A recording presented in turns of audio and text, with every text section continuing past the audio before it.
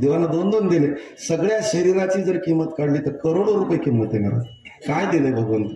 पण एवढं देऊनही आपण त्याच्याविषयी कृतज्ञ आहोत का? अजिबात नाही.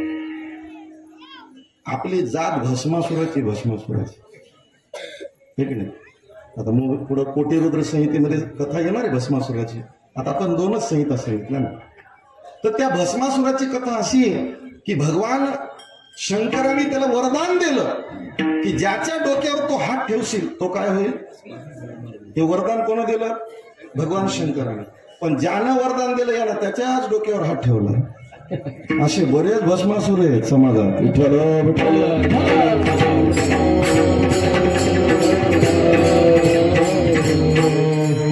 भगवान परीक्षा घेतो की आता आपल्या गोपाळात एखादा भस्मासूर नाही. भगवंतानं चौकशी केली पण महाराज गोपाळ त्या ठिकाणी एवढे कृतज्ञ भगवंताच्या सगळ्या उपकाराची त्यांना जाणीव आहे. सगळ्या गोपाळाचं प्रतिनिधित्व करतो आमचा पेंद्या.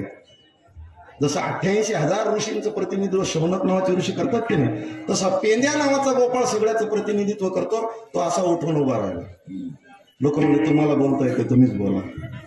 आणि सगळ्याच्या वतीनं तो त्या ठिकाणी पेंद्या बोलू लागला. काय म्हणला प्रभू? काही कमी रमी? अरे कमी रमी नाही.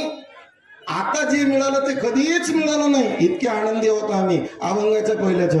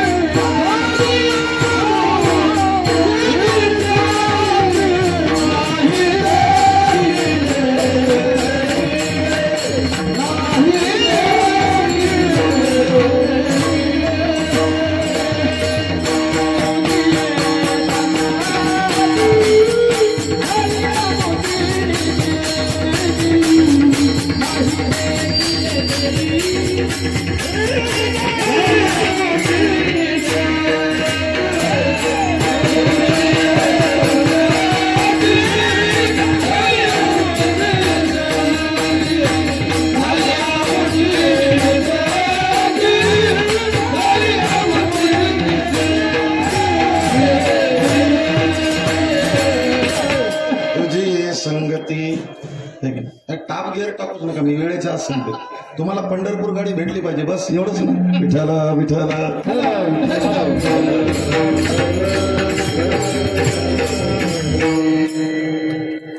भगवान सगळे पेंद्या बोलू लागला सगळ्या गोपाळाच्या वतीनं. काय बोलतात? अरे आम्ही तुझ्या संगतीमध्ये आलो आणि आल्याबरोबर झाली आमची निश्चिंती. एक जीवन आहे सचिंत जीवन आणि दुसरं आहे निश्चिंत जीवन. किती पैसा मिळवला म्हणजे निश्चिंत होईल माणूस? किती पैसा मिळवला म्हणजे निश्चिंत होईल सांगा. आता इथं का कमी पैसेवाले बसले का? कमी पैसेवाले दाखीना पैसा लोक लय पैसेवाले बसले, पण पैसेवाल्याचं जीवन निश्चिंत का अजिबात नाही. नांदेडजवळ तरोडा आहे, दरवर्षी कीर्तनाला जातो. जवळजवळ 15-20 वर्षाचा काळ.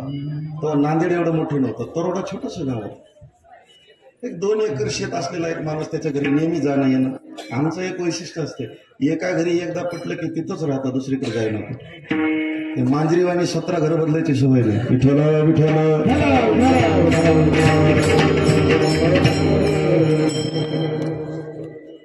छोटस 2 रूमचं घर बिचारायचं पहिला काळ. आता काळ नांदेड सरकत त्याच्या गावापाशी आलं. त्याचं 2 एकर 4 कोटीला गेलं. दुसरीकडे 25 एकर जमीन घेतली आणि त्या राहत्या जागेवर त्यानं 3 मजली बंगला बांधला. पण अजूनही बोलवतो बरं. गेलो 1 वर्ष असंच त्याच्या इथे. कीर्तन झालं, जेवण खाऊन करून झोपलो आम्ही रात्री. तर गंमत अशी, 1-1:30 वाजता लग्नीला उठलो. ते जागच होतं असं सलापाकडे पाहू लागलो. मला दादा काय झोप येत नाही का? काय सांगा महाराज, ते दिवस लय बरे होते. आता लय अवघड झालं. म्हणजे कसं काय? मला 4 कोटीला जमीन गेली, पण सगळं लिगल दाखवता येत नाही, शासकीय भाव दाखवता येत नाही. नंबर 1चे 2 कोटी तर नंबर 2चे बरं, ते नंबर 2चे बँकेत ठेवता येईल ना, त्याचं सोनं घेता येईल ना. या बाबांना आता अशी लिंक लावून ठेवली, आधार कार्डच लिंक आहे. मग अवघड आहे. आहेत कुठं 2 कोटी? तुमच्यापासून कशाला लपून ठेव महाराज, घरातच आहेत.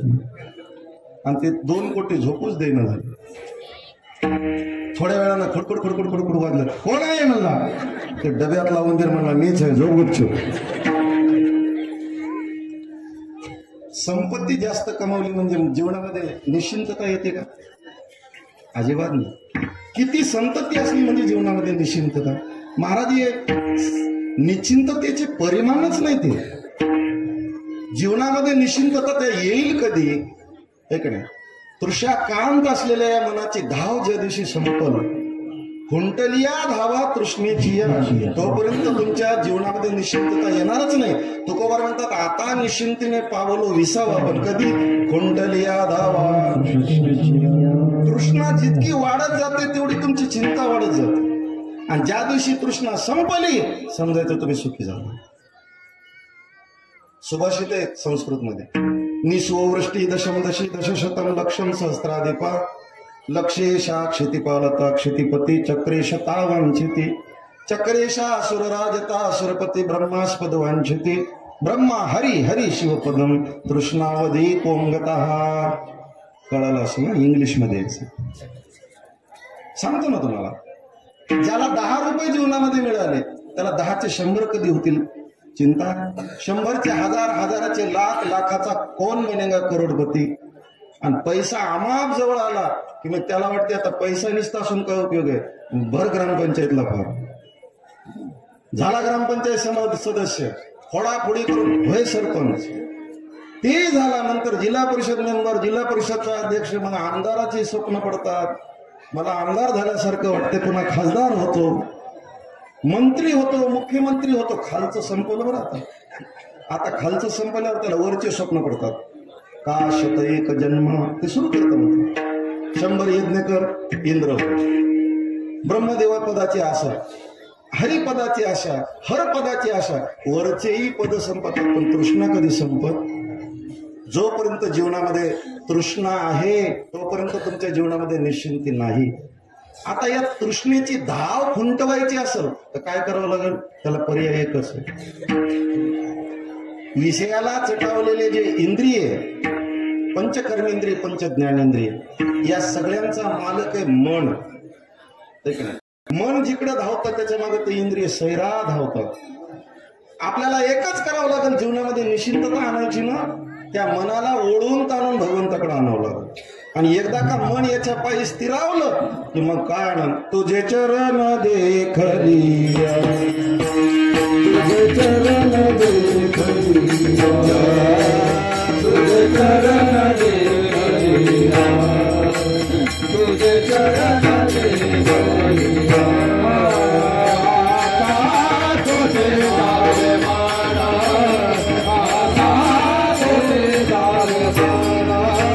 Yeah.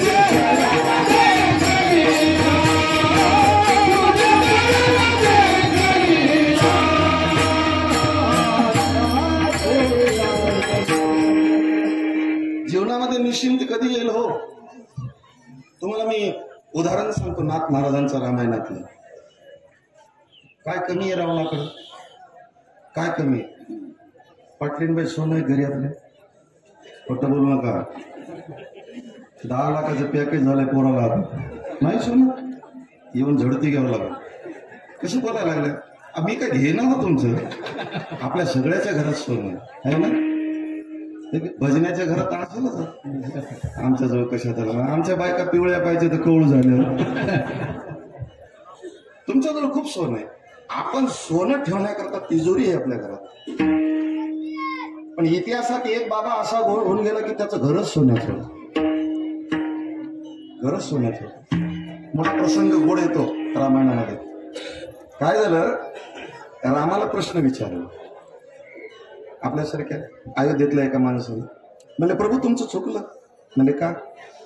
तुम्ही रावणाला मारायला जाताना माकडं संघ नेले, आम्हाला नेलं असतं तर जमलं नसतं का? रामचंद्र प्रभू म्हणजे मी एवढा येडा नाही. तुम्हाला जर नेलं असतं तर लढाई बाजूला राहिली, रावणाच्या घराचं सोनं चुकरून आणले असते तुम्ही. मी काय एवढा येडा आहे का माकडं नेलं? माणसाची जात माहीत होती. तुम्ही रावणाच्या घराची एक एक इटच घेऊन आले असते म्हणून तुम्हाला नेलं नाही. सोन्याची घर, शुद्ध कांचनाची सप्तकोटी. आणि पुन्हा तिथं शब्द लावला तो बरं आहे, शुद्ध. हे आपल्या हातात 22 कॅरेट आहे, 24 कॅरेट बी नाही, 52 कशी सोनं म्हणतात त्याला. 24 कॅरेट बी 99.99% असते. पण सोनार असलं तर विचारायचं. अलग लक्षात. शुद्ध सोनं, शुद्ध 52 कशी सोनं. अशा 52 कशी सोन्याची 7 कोटी घरं ज्याच्या घरी होती त्याला विचारा तू सुखी आहेस का? त्याचं वर्णन केलं नाथ महाराजांनी युद्धकांड काळा भावार्थ रामायणाचा 45वा का 46वा. निद्रा न लागे शेजेशी करीत बैसे उठी बैशी. त्याला झोप नव्हती हो, झोप ऐकणे. जीवनामध्ये निश्चिंतता नाही. तुम्ही परमात्म्यापासून जितकं लांब गेला तेवढं तुमचं जीवन सचिंत आहे. आणि भगवंताच्या पायाजवळ आला की जीवनामध्ये काय येते? निश्चिंतता येते. निश्चिंतता येते. म्हणून ती निश्चिंतता प्राप्त करायची असेल तर ठिकाण एकच आहे. प्रपंचाच्या संगतीत जे आहे ते सचिंत आहे आणि परमार्थात जे आले ते निश्चिंत आहे. गोपाळांनी सांगितलं तेव्हा आमच्या जीवनात निश्चिंती आली. आधी आम्ही चिंतेमध्ये होतो. आणि चिंतेतलं जीवन असं असते महाराज, ज्याच्या मागे चिंता लागली ना त्याला त्या ठिकाणी काही असलं तरी ते सुख देतच नाही. किती असू द्या, काही असू द्या. चिंतेतलं जीवन दुःखी जीवन आहे. आणि निश्चिंत जीवनामध्ये भौतिक एकही पदार्थ उपलब्ध नाही. पण काय तुका म्हणे खातो आनंदाचे लाडू. ज्यांच्या घरात खायला भाकर नाही ते तुकाराम महाराज म्हणतात आनंदाचे लाडू खातो आनंदाचे. तुम्ही रव्याचे लाडू खाता, तुकोबारा आनंदाचे खाता. विठ्ठल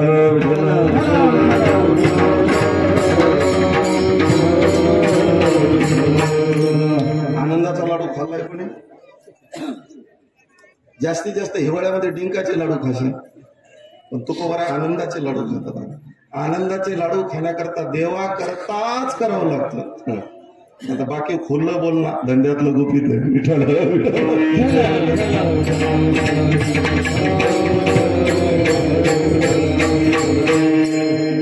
गोपाळाने सांगितलं देवा तुझ्या संगतीत आलो झाली आमचे. आमचं जीवन निश्चिंत झालं. निश्चिंत. जीवनात कोणती चिंता उरली? अजिबात नाही. जीवनामध्ये भीती उरली नाही, जीवनामध्ये चिंता उरली नाही. माणसाला भूतकाळात आपण जे केलं त्याचं भय असतं आणि येणाऱ्या भविष्याची चिंता असते. जीवनातून भूतकाळातलं भय हद्दपार व्हावं आणि भविष्याची चिंता राहू नये, मग त्याला म्हणता येतं मी आनंदाचे लाडू खातो. विठ्ठल विठ्ठल.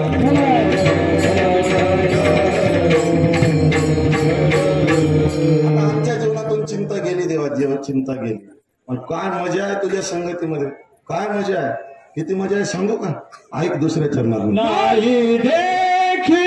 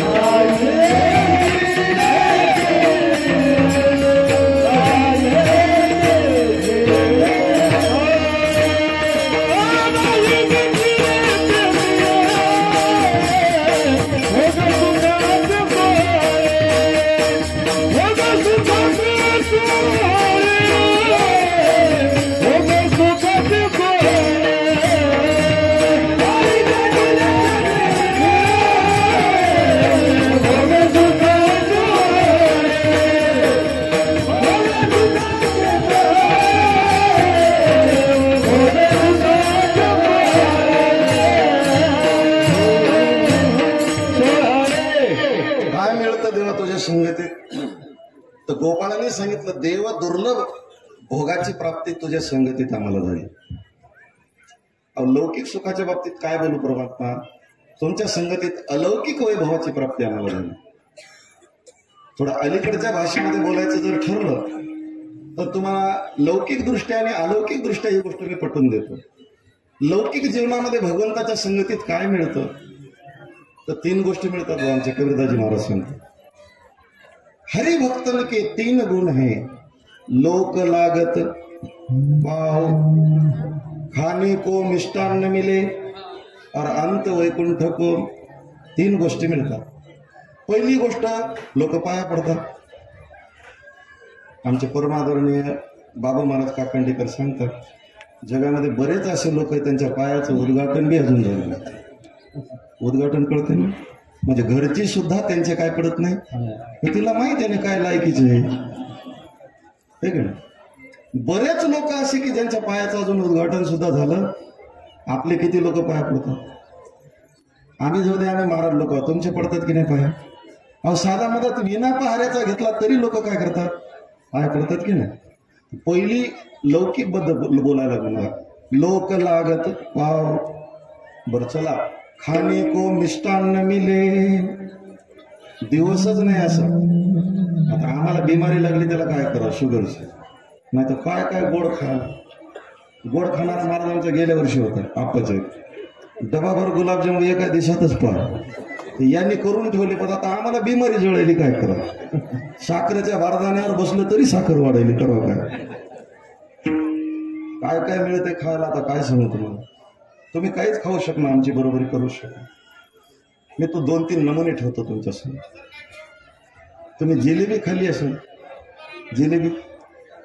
इथं असं कोण कोण आहे ज्याला कोळदाची जिलेबी खाल्ली, सांगा बरं, करा. हे नाव तरी तुम्हाला माहिती आहे, कोळदाची. आमच्या सोपान महाराजाला यायचं, आम्ही नगर भागात गेलतो कार्यक्रमाला, तिकडे प्रसिद्ध आहे ते. जेवायला काय करू द्या महाराज म्हणजे 7 दिवस होते. करा तुमच्या हिशोबानं. नाही तुम्ही मराठवाड्यातले व्हा, आमच्या पद्धतीचं करू द्या का. मला करा ना. मग कोळदाची जिलेबी करू का. मी म्हणलं मला शुगर आहे. काळजी करू नका, शुगरला चालते. म्हणून काय कोळदाची जिलेबी माहिती आहे का तुम्ही, ते 7-8 धान्य एकत्र करून त्याचे एवढे सुंदर खमंग शेंगोळे करतात ते लोक, त्याला कोळद्याची जिलेबी म्हणून. खाल्ली का तुम्ही कधी, खाल्ली का सांगा. ते आम्ही खाल्ली. बरं चला, त्या नाशिक भागामध्ये निफाड तालुक्यात आम्ही एका गावाला गेलो होतो.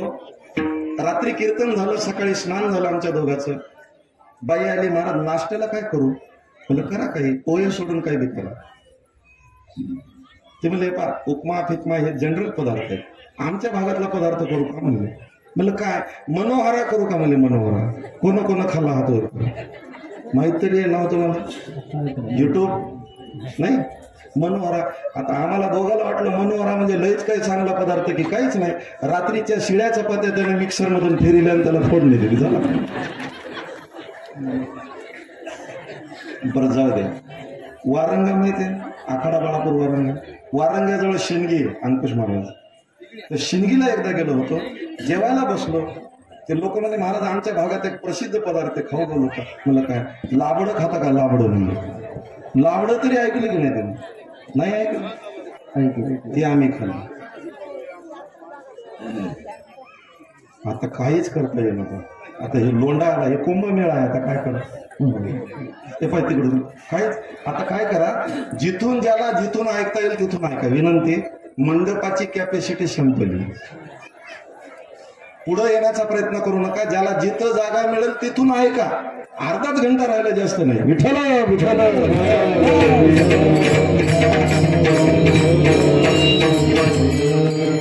लाबडं खाल्लं की नाही तुम्ही, नाही खायचंय का. 15 दिवसानंतर कीर्तन आहे तिकडून, चला मी घेऊन जातो. गाडीत डिझेल कमी टाका, तुमचं खाणं होईल, तुमचं पाहणं होईल, म्हणजे कीर्तन होईल. दोघांचा फायदा. मी सांगतो अशी पदार्थाची लिस्ट आहे माझ्याजवळ, जे तुम्ही ऐकलंही नसेल ते आम्ही खातो. हे कशामुळं कोणाचे जावई झालो असतो तर जास्तीत जास्त सासूनं लाड केला असता. आम्ही देवाचे झालो, समाज लाड करतोय. Vitthal Vitthal.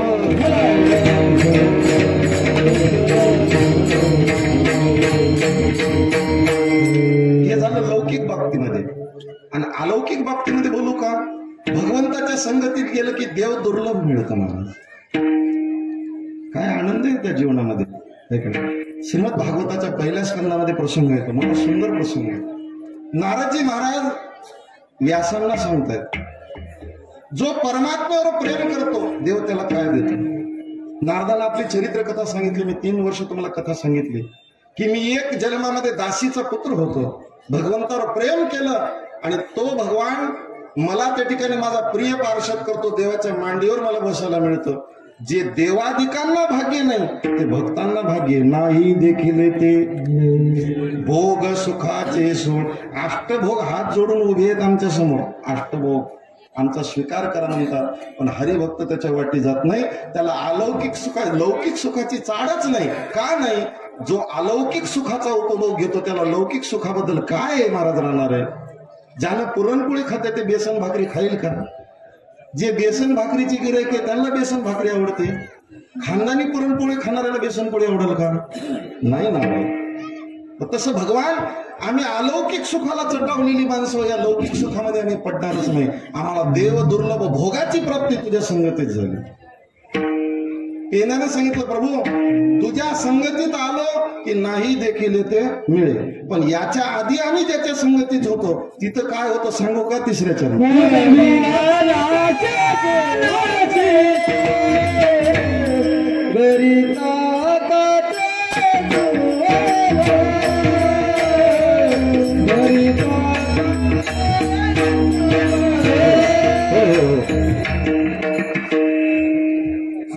Railway line 2 railway एका पटरीवर आल्यावर कसं हो बरं. आता गंमत काय झालंय, तुमच्या आणि त्यांचं सुरू झालं, आता स्वर गेला कसं करावं.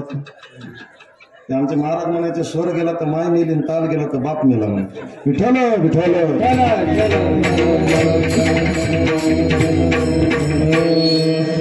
वाटून खात जाव. हा, एका ट्रॅकवर 2 रेल्वे आल्या की टक्कर होते. आपण सगळे, तुम्ही म्हणा की 1 घंटा शिल्लक कीर्तन करतो. आता परमाने आता गवळणी धन म्हणायचे, एक नाही एक म्हणायचे. मी चान्स देतो की सगळ्यांना. मी वाटून खाणारा माणूस आहे, एकटा खाणारा अजिबात नाही. अप्पल पोटा तर नाहीच. विठ्ठल विठ्ठल.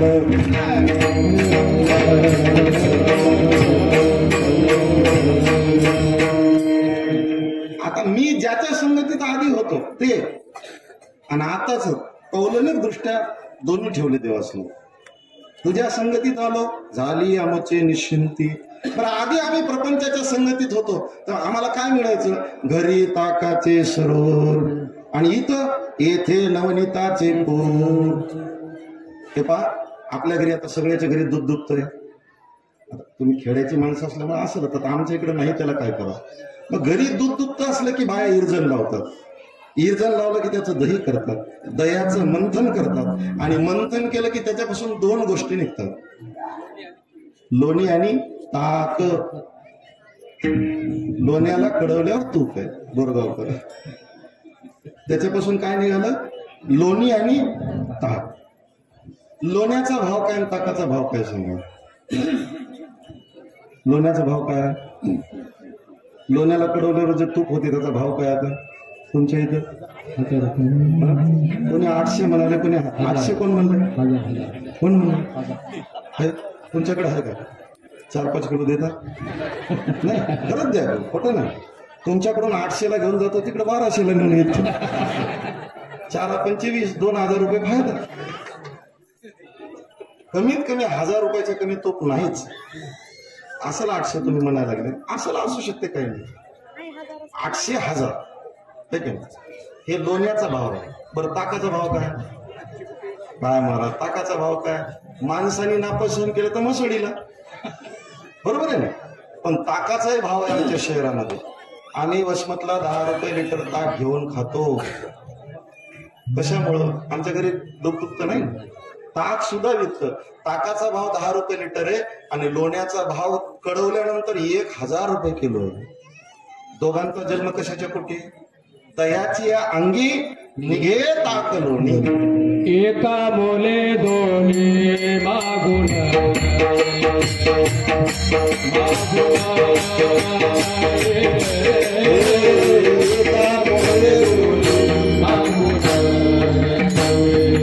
मागून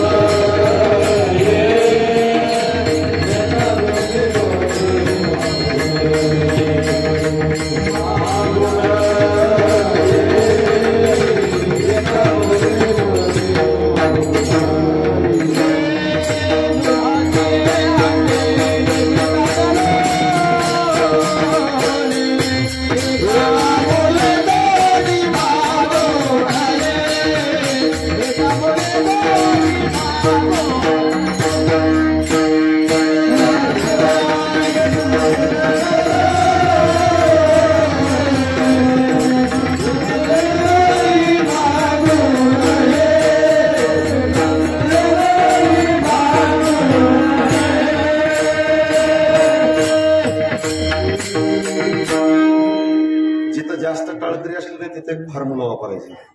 त्या अभंगाच्या भानगडीत पडायचा, महाराजाला असं कैचित धरायचं. हे अचूक प्रमाण देत झालं. राटीकरांनी प्रमाण दिलं. यांचं प्रमाण म्हणजे गवंड्याची इट, एकदम बसते फिट. म्हणायची हौस अशी फेडून घ्यायची. ते काय नाही, अभंगाचे 4 तुकडे राहतात, सगळेच म्हणणारे असतात, आपल्या ईशाला काहीच आहे ना. याच्याकरता पाठांतर करावं लागतं. विठ्ठल विठ्ठल.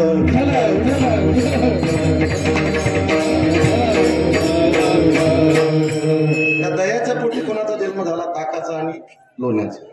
दोघांचं मोल येत आहे का? नाही. त्या दयाचं मंथन केल्यानंतर त्याचा आसार भाग जो आहे त्याला म्हणतात ताक. ताकात काहीच राहील नाही. काही राहते ताकात? काहीच नाही. ताक म्हणजे हलकं. ज्याला काहीच पचत नाही डॉक्टर म्हणतात ताक घ्या. ताक म्हणजे हलकं, आसार आहे ते आसार. आणि दयाच्या मंथनातून निघालेलं सार म्हणजे काय? तसं जगताचा विचार केला तर शाश्वत परमात्मा आहे. आणि संसार कसा आहे? अशाश्वत आहे. तुकोबाराच्या भाषेत सांगू का? हलकट तो येथे सार.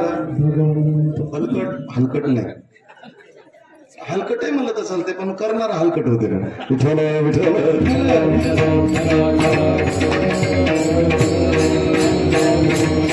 संसार आसार आहे आणि परमात्मा काय? मग आता आपण सारग्राही बुद्धी देवानं आपल्याला दिली. आपण सार घ्याव का आसार घ्याव? कसं घ्याव? आपल्याला बुद्धी कशी दिली देवानं? सारग्राही बुद्धी दिली आहे की नाही? आपण सार घ्याव का आसार घ्याव? अहो, एकादशीच्या दिवशी पंगत होती सप्त्यातली कालची. एका श्रीमंताच्या घरी गेलो पंक्तीला एका गावामध्ये. हे सगळेच होते. हो म्हणा की काय तुम्ही साथीदार आणा. श्रीमंताच्या घरी गेलो.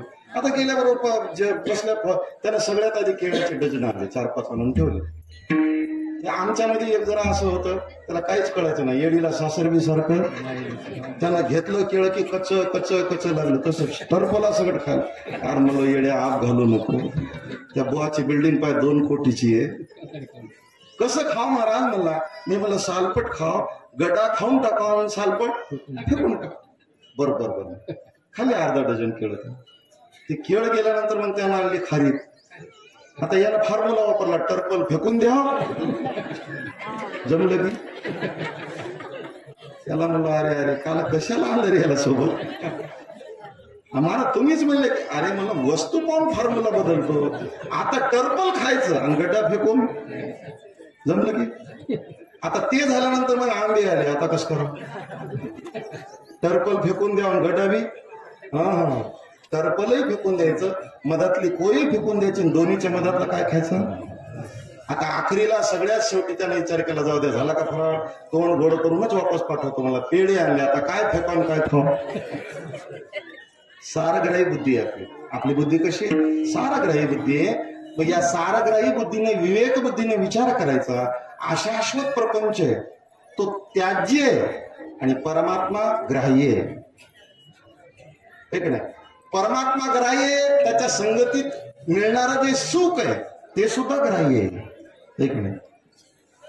म्हणून भगवंताकडे आलं की काय मिळते? मला सार मिळते, नवनीत. आणि प्रपंचाकडे गेलं की काय मिळते? आता तुम्ही काला करून घरी गेल्या, समजायचं घरी ताकाचे पुन्हा एखादं बाळापूर पाहावं लागतं. विठ्ठल विठ्ठल.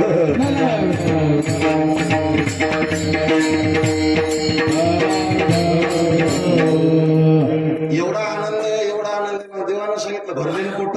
म्हणलं चला निघा बरं. आता झाला काला, आता हला. ते पेद्या मला जायना असा कसा जायना? हकलून देईल, लोटून दिला तरी जाईना मला शेवटच्या चरणात. तू कमाले नाही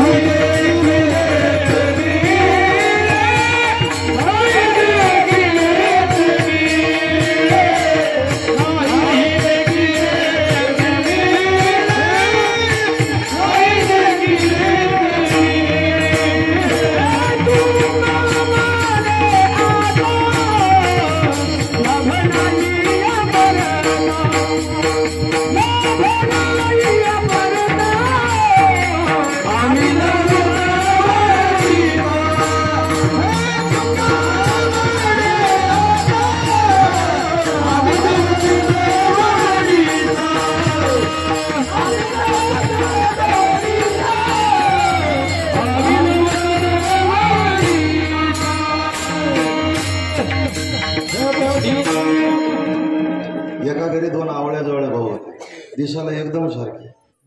घरी गेलो, त्याच्यातलं एक रडू लागलं. म्हणलं काय झालं? अहो महाराज, म्हणलं आम्ही दिसाला एवढे सारखे आहोत, आमच्या माईचा गोळच होते. मला हिवाळ्याचे दिवस आहेत, मलाच ते समजून दोनदा आंघोळ घातले मुलांनी.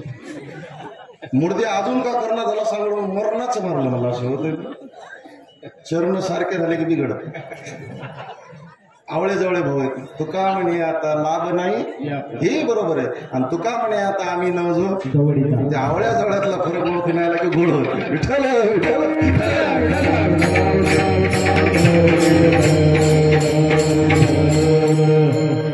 पेंद्यानं सांगितलं, तुका म्हणे आता तो हाकालून दिलं तरी आम्ही जाणार. आम्ही नवजो दौडिता का जाणार नाही? नाही देखील ते मिळेल. एवढा आनंद सोडून कोण जाते महाराज? एक नाही, कोण जाते? हा आनंद स्वर्गात नाही. आम्ही जाणारच नाही. तो हाकालून दिला तरी जाणार नाही. थोडक्यात या चरणाचा आशय आपण इतकंच घेऊ, परमार्थामध्ये हाकालून दिलं तरी जाऊ नये आणि प्रपंचात हार घातला तरी जाऊ नये. विठ्ठल विठ्ठल.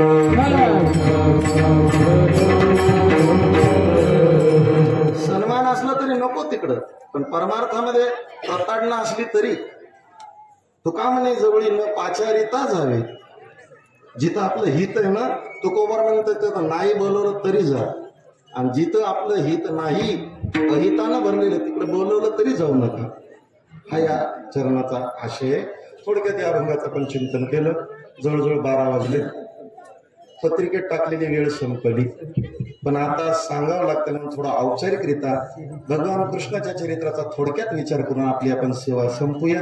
एकदा मोठ्या प्रेमाने सगळ्यांनी आंग झटकून भजन करा. विठोबार खुमार.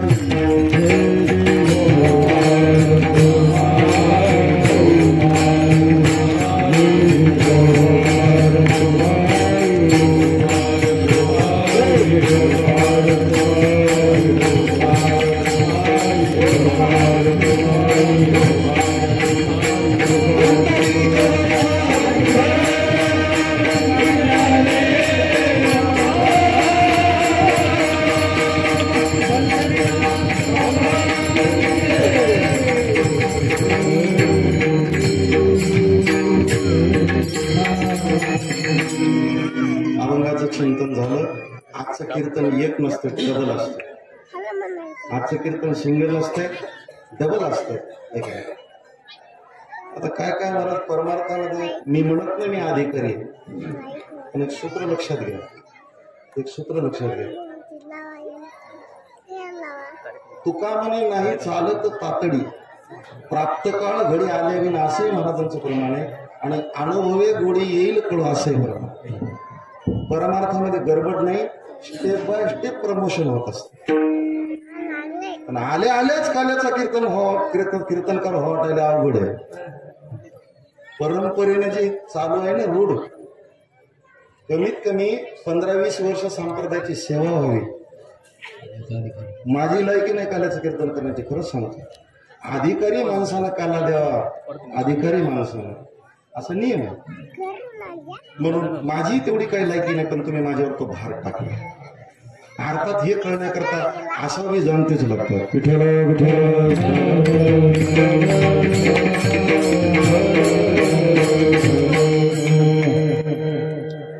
रात्री चौकशी केली राजूभाऊला, बापू आहेत का? मला खोटं नाही सांगत. बापू जर असते तर बापूलाच उभं केलं असतं. मला कळतंय ना, अधिकारी माणसाच्या हातून घ्यावं. आपण त्यांच्या समकक्षही नाही, आपण त्यांच्या खाली होतो म्हणून, कारण मी खाली बसलो त्यांना वर बसलो, आपण त्यांच्या खाली आहोत, समकक्ष सुद्धा नाही आपण. आजकालाचा प्रसंग आहे, सत्ताची सांगत आहे. वारकरी संप्रदायाच्या नियमाने काला होतोय. एक सूत्र लक्षात घ्या, काला फक्त वारकऱ्यात आहे, जगाच्या पाठीवर असा संप्रदायच नाही. प्रसाद फक्त माझ्या माहितीप्रमाणे त्या ठिकाणी आमचा वीरशैव संप्रदायाचा सत्ता असला की प्रसाद असतो, आणि वारकऱ्याचा असला की दोघांचं अर्थ एकच. काला म्हणजे तरी काय, प्रसादच. अलग लक्षात. बाकी तुम्हाला जगात काला कुठंच आढळणार नाही. मी तुम्हाला जास्त काय सांगू, भगवान कृष्णाची भक्ती करणारे अनेक संप्रदाय जगामध्ये, त्यांच्यातही काला नाही, फक्त काला वारकऱ्यातच. वारकऱ्यातच काला का, याचं कारण सांगतो. समन्वयाची भूमिका फक्त वारकऱ्यात आहे, बाकीच्यात नाही. ठीक आहे. बाकीकडं आपले आपले, वारकऱ्यामध्ये यारे यारे लहान थोर आहे. विठ्ठल विठ्ठल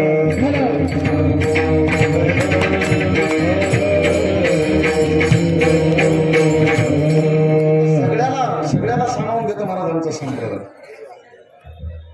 आमच्या संप्रदायाचं वैशिष्ट्य सांगू का? आमच्या संप्रदाय आम्ही अभिमानाने या गादीवर कोणालाही उभं करतो. बाकीच्या ठिकाणी आम्हाला उभं करतात का विचारा. विठ्ठल विठ्ठल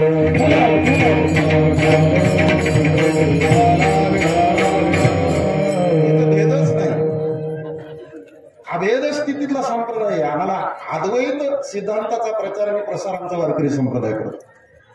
तुका म्हणे भेदाभेद न गेला वाद खंड, जिथं भेद जातो अभेद स्थिती होते, तिथंच काला होतो, कुठे होईना. सगळेजण एकत्र यावे, समन्वय त्यांचा सगळ्यांचा व्हावा, सगळ्यांच्या शिदोऱ्या एकत्र कराव्या, मग काला होत असतो. पण काला फक्त वारकऱ्यामध्ये. आज आपण इथं काला करत आहोत. पुन्हा एकदा सगळ्या बाळापूरवासियांचं अभिनंदन, सप्ताह कमिटीचं अभिनंदन, की आज आपल्या शरणाचं चीज होतंय, आपल्याला आज काला मिळतोय. प्रसाद मिळाला म्हणजे जीवन कृतार्थ झालं. प्रसादे सर्व दुःखानं, भगवती माता गीता सांग, आणि रस्योपजायते. हे प्रसादाचं फल आहे, आणि ते फल आज आपल्याला त्या ठिकाणी मिळणार आहे. पण तो प्रसाद खायचा म्हणला की अंतकरण पवित्र पाहिजे. आपलं अंतकरण मन, विक्षेप आणि आवरण, 3 दोष आहे. 3 दोषाची निवृत्ती व्हावी, अंतकरण निर्मळ व्हावं. आता या 3 दोषाची निवृत्ती करण्याकरता 3 स्वतंत्र साधनं सांगितली. मल नावाचा दोष जायचा असेल तर तो दोष त्या ठिकाणी अशा प्रकारचा महाराज उपासनेनं जातो. उपासना करा. प्रत्येक 3 दोषाकरता 3 साधनं सांगितली. पण आता आपण सामान्य जीव आहे, आपल्याकरता एक स्वतंत्र साधन सांगितलं, म्हणजे एकच करा. पवित्र होईन चरित्र उच्चारे, रूपाच्या आधारे गोजिरिया. भगवत चरित्राचा अनुवाद करा. तुमची वाणी पवित्र, तुमचं शरीर पवित्र. म्हणून आज प्रसाद घेण्याच्या आधी आपल्याला पवित्र करण्याकरता चरित्र गायचे. आमचे स्वामीजी इथे बसले, पूजा सुरुवात करताना ते पाणी हातात घेतात. अपवित्र पवित्रो वा सर्वावस्थागतो पिवा यस्मरेत पुंडरीकाक्ष सबाह्याभ्यंतर शुची. महाराज हे बी जमते बरं का, उगं तुमच्यात घुसखोरी नको म्हणून करणं. विठ्ठल विठ्ठल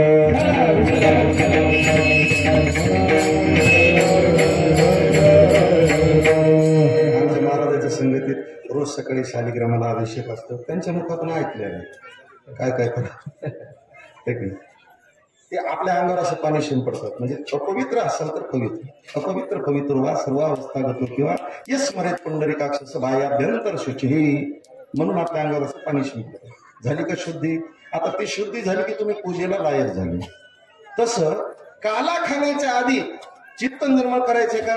मग तुम्हाला निर्मळते करताना आमच्याकडे एकच उपाय, म्हणजे काय, भगवंताचं चरित्र आहे का?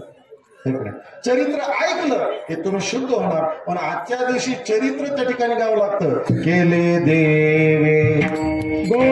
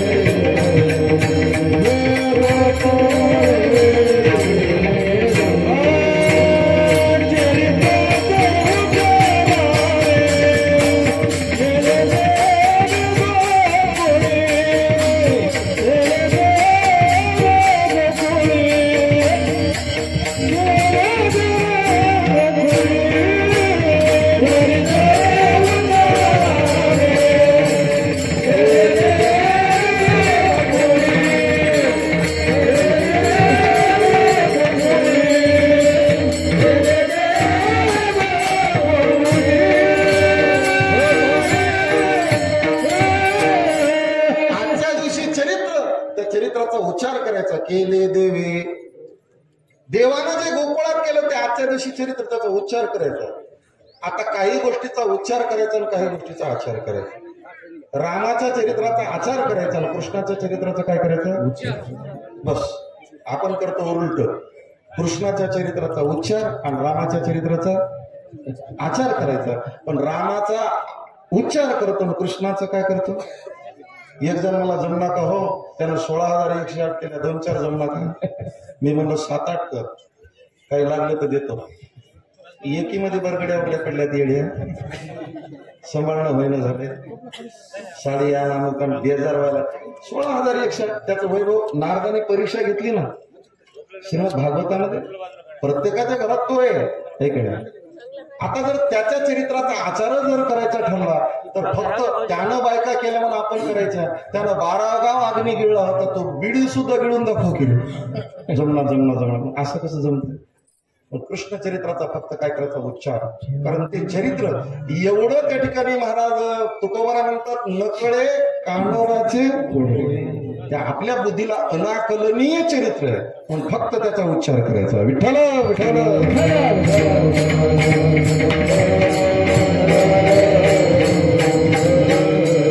आपण भगवत चरित्राचा उच्चार करून काल्याच्या विधीकडे त्या ठिकाणी जाऊया. भगवान कृष्णाने चरित्र केलं, ते चरित्र एवढं अद्भुत आहे. मी तुम्हाला चरित्राची व्याख्या सांगितली. ज्याच्यामध्ये अद्भुतता आहे त्याला चरित्र म्हणतात, आणि ज्याच्यामध्ये अलौकिकता आहे त्याला चरित्र म्हणतात. साधूचं चरित्र अलौकिक असतं आणि देवाचं चरित्र अद्भुत असतं. साधूचं चरित्र कसं अलौकिक असतं? ते आपल्या लौकिक जीवनापेक्षा वेगळं असतं ते चरित्र. मी तुम्हाला उदाहरण सांगितले. भंडाऱ्या डोंगरावर आमचे तुकोबारा साधना करत बसले. माऊली आली आहे, तुकोबाराने तिला दंडवत घातला आणि सांगितलं, जाई हो तू माते. सर्व धर्म परिषदेमध्ये विवेकानंदजीला एका आंग्ल स्त्रीनं लग्नाची मागणी घातली. तिथं आमच्या विवेकानंदाने माय म्हणून तिचे पाय धरले. अलौकिक चरित्र आहे. छत्रपती शिवाजी महाराजांसमोर कल्याणच्या सुभेदाराची सून आणली. महाराजांनी खना नारळाने ओटी भरून तिला जशाला तशी वापस पाठवली. अलौकिक आहे. हे झालं साधू चरित्र. आता देवाच्या चरित्राकडे आपण जाऊ, ते अद्भुत आहे, त्याचा विचारही करता येत नाही, एवढं अद्भुत आहे, एवढं अद्भुत आहे. आपली मतीच कोणतीच होती. असं कसं? हे असं कसं? ती अद्भुतता तुकोबाराने स्वतंत्र अभंगच लिहिला आहे की नाही.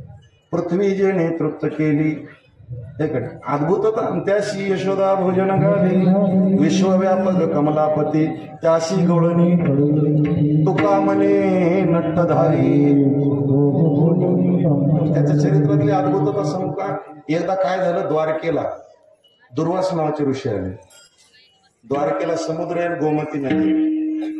गोमती नदीच्या पलीकडच्या तीरावर दुर्वास ऋषी आहेत. निरोप पाठवला, मला भूक लागली, कन्हैया जेवण पाठवून दे. आता ते ऋषी काय कमी खायचं नाही मला, असं म्हणतात. दुर्वास एकदा जेवायला बसला तर 60 खंडे अन्न लागायचे म्हणून. किती?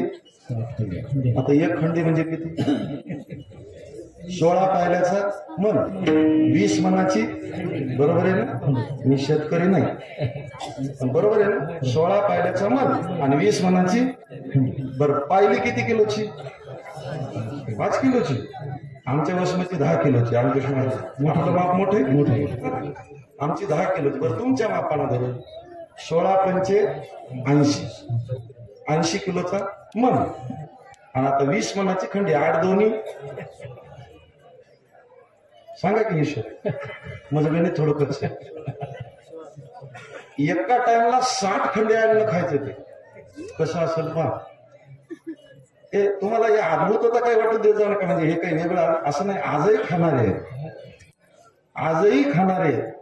आमच्या भीमराव पाटलाला माहिती आहे, माझ्या संगतीत एक विद्यार्थी आमच्या शोकन महाराज बसले तिथे.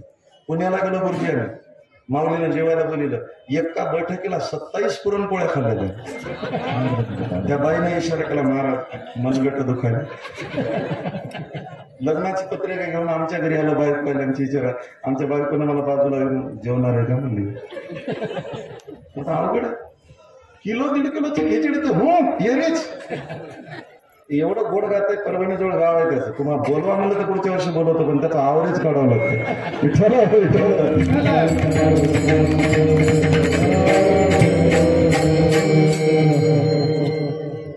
पिंपळगावचं आपलं नाही सय्यद मिया पिंपळगाव, बरोबर ना?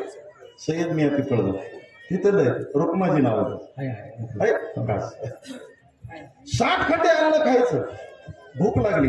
भगवंतांना 16,108 बायकाला बोलवलं. म्हणजे ते सर्व 60 खंड्या स्वयंपाक तयार झाला.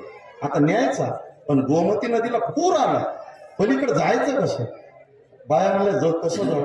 भगवंतांना सांगितलं एकच करा, तुम्ही जाताना फक्त गोमती मैयाला इतकंच म्हणायचं की 16,108 बायका असून आमचा नवरा जर ब्रह्मचारी असेल तर वाट दे म्हणून. एक बाई म्हणजे बुडून मरता नाही आपल्याला काही खरं. अरे करून तर पहा. आले नदीच्या किनाऱ्यावर 16,108 बायका असताना जर आमचा पती ब्रह्मचारी असेल, गोमती मैयानं वाट द्यावी. सरकन पाणी बाजूला झालं, वाट झाली. पलीकडे गेल्या. महाराजांना 60 खंड्यामध्ये पुसून खाल्लं. फक्त भांडे तेवढे ठेवले शिल्लक, काही राहिलं धरकन ढेकर दिला. बाया म्हणल्या यायची सोय देवानं केली, जायची तुम्ही करा. ते म्हणलं काहीच नाही, जाताना एवढंच म्हणा 60 खंड्या खाऊन जर महाराज उपाशी असेल तर वाट दे म्हणा. अवघडच ते ब्रह्मचारी हे. त्या बाया म्हणल्या माया पत्तरवळ्या खाते काही वाटलं, सगळंच खाऊन टाकलं, उपाशी करा एवढं खाऊन. तुम्ही जा. तिथं आल्यावर गोमती मैयाला सांगितलं 60 खंडे अन्न खाऊन जर दुर्वास उपाशी असेल तर वाढ दे, पटकन वाढ दे.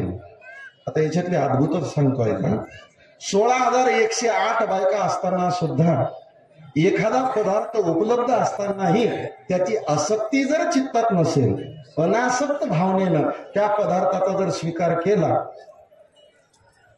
त्याचे दोष आपल्याला लिप्त होत नाही. असे संसार करायचा, पण कसा करायचा? अनासक्त भावनेनं. जैसे जळात कमळाचं पान पाण्यात असते तसा संसार करा. तुम्ही संसार करून ब्रह्मचारी. आणि उपाशी सांगू का, तुकोबाराने सांगितलं प्रत्येक घासाला देवाचं नाव घ्या. नाम घेता ग्रासो ग्रासीन, तो जेवीला त्याला उपवासाचं फळ लागलं.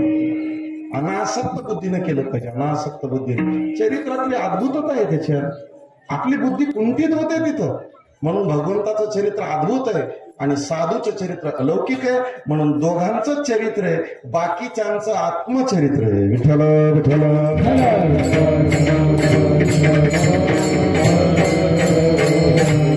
याच्या चरित्राला सुरुवात झाली, जन्म झाला कुठं? मथुरेच्या कारागृहामध्ये. झाल्याबरोबर ऐका चरित्रातली अद्भुतता सांगतो. जन्मला बरोबर मायबापाला जगातलं पहिलं लेकरू आहे बोललो. नाही तर सांगा बाळापूरमध्ये लेकरू किती वर्षाला बोलते? 2 वर्षाला. 2 वर्षाला बोलते. लय माईच्या दुधात ताकद असेल तर एखाद्या वर्षातही बोलते. काही काही लेकरं बोलच ना 5-5 वर्षाचे झाले तरी. सर्वसाधारणपणे 2ऱ्या-3ऱ्या वर्षी आपलं लेकरू बोलते. बरोबर आहे. जगातलं हे पहिलं लेकरू आहे. जन्मल्याबरोबर मायबापाला बोललो. काय म्हणलं अंकुशराव? मजने गोकुळा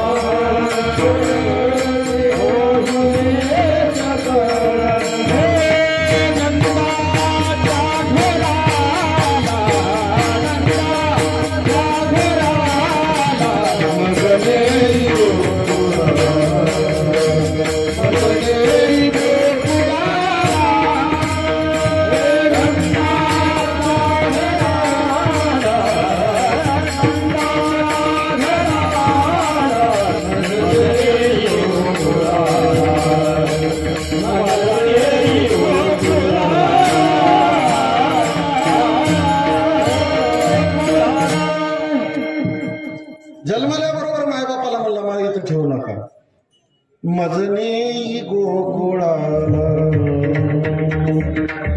तयारी सुरू झाली. आता ऐका, चरित्र किती सुंदर आहे पहा. चरित्र मी सगळं सांगणार आहे. 4 वाजता कीर्तनचं जमतंय ना, काही गडबड तर नाही ना. अंकुशराव काळजी करू नका, बाकी सगळे आज तुम्हीच लांबचे आहात, गडबड नाही ना. काही 4 वाजता चोरू देऊ आपण. वांग्याची भाजी, वरण वाट पाहायला लागले नाही, तेवढं नाही. ऐका, चरित्रातली अद्भुत तसं लेकरांना म्हणलं मला ते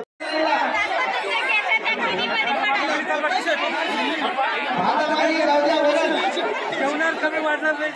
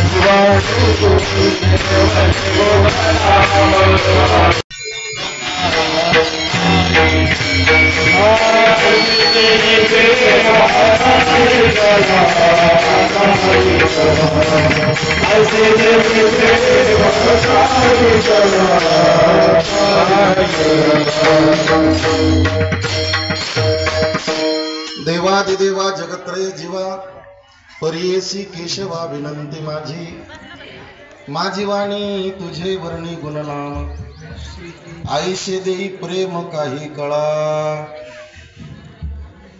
पाटील थाप महाराज नाही ते कोणी म्हणलं म्हणून आपण लक्ष द्यायचं ना, आपल्याला लागते ना. मला माहिती आहे कोणीतरी म्हणलं तरी त्याला काय माहिती आहे कशाला मारावे. ते समाजात थापा मारायची सवय लागलेल्याला ह्या थापा आवडत नाही. जयांचे केलिया स्मरण होय सांभळे नमः पार्वते पते शिव हर हर महादेव. आमच्याच गावचे बाईलेक म्हणजे रामपूरला आहेत, त्यांच्या सुंदर आवाजामध्ये एक श्लोक होईल.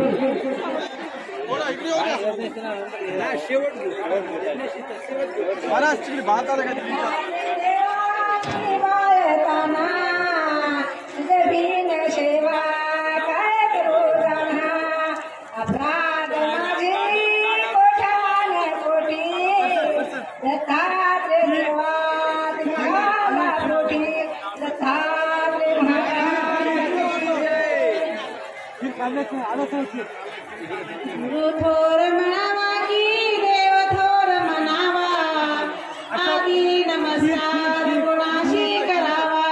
मला भासत सद्गुण थोर वाटे, तयाच्या प्रसाद शिवसांब भेटे. मारुती उडाला लंकेशी गेला, पद्मातळाशी अंघोळ केला. उठा मारुती बसा भोजनासी, स्वयंपाक तुम्हा भोजनासी. सांबणस पार्वते पते शिव हर महादेव. प्लेट मध्ये टाका, आता देऊ नका, प्लेट मध्ये टाका. प्रसाद अजून एक टोपलं येऊ द्या इकडे प्रसादाचं. काला काला म्हणतो.